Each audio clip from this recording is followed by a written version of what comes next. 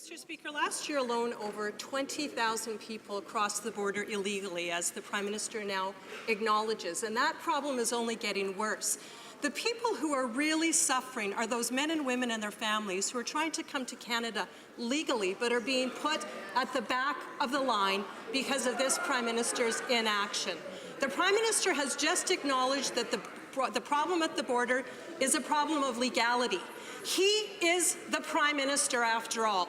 What is his answer to this ever-growing crisis, Mr. Speaker? Honourable Prime Minister. First of all, Mr. Speaker, the answer is not to stoke fears amongst Canadians and new arrivals about what is actually happening. We have a strong and rigorous immigration system that is being applied to everyone who arrives in this country. If they arrive between border points, they are ensured that they are arrested.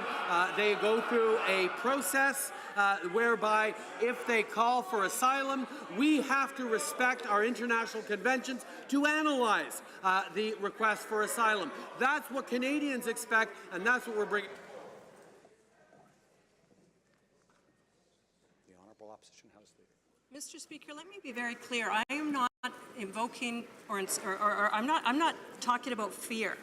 I am talking about an illegal issue at our border, Mr. Speaker, where people are coming across the border illegally. Our borders matter.